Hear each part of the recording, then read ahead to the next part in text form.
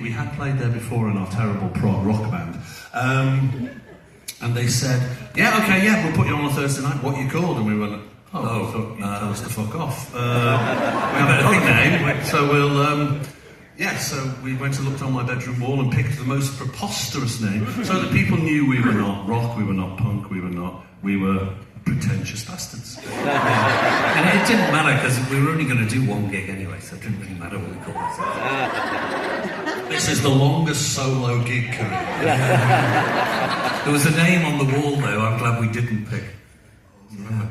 Right below Orchestral Manoeuvres in the Dark, we could have been called Margaret Thatcher's Afterbirth. That's true. MTA. So I'm glad we didn't pick that one. We definitely wouldn't have had a career with that one. It was hard enough being called Orchestral Manoeuvres in the Dark. Yeah. So you mentioned the Cavern Club. I don't know if you saw Terry Nunn was wearing a shirt yesterday that said Cavern Club. I saw that, yeah. And I went up to her and I was like, you have to ask the Liverpudlians about that. Because I always find it really interesting. Growing up in the 80s, I always thought the 70s were so long ago. But they were like less than a decade ago, and the Beatles break up, in 1971. What was that like coming up in Liverpool? Did you embrace the Beatles? Did you want to? I mean, I always think about the Clash when they say, phony Beatlemania has bitten the dust. Like your generation, and you specifically being in Liverpool, how did you feel about the Beatles? Yeah, I mean, we weren't really inspired by the Beatles. I mean, obviously, we knew of them, heard of them around, but we were looking for an alternative to that. I mean, but yeah, the Mersey beat was huge and put Liverpool on the map, But we didn't want to follow on from that. We were doing a new kind of alternative kind of music. Yeah, I mean, it was.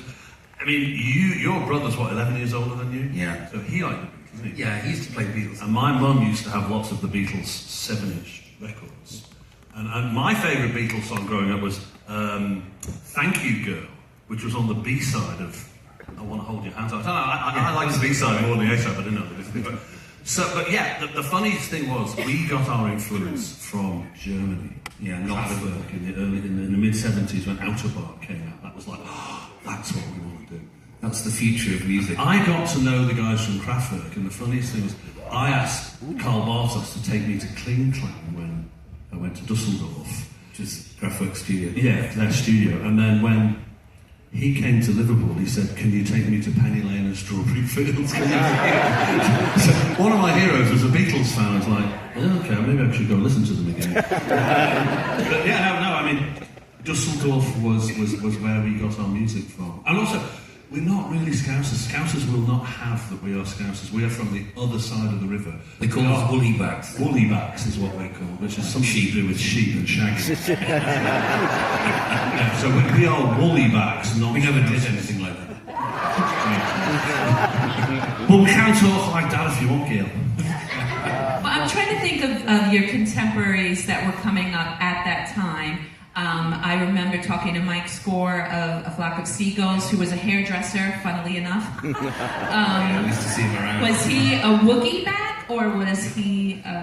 No, he was from the right side of the river. But I mean, Eric's Club was our cavern.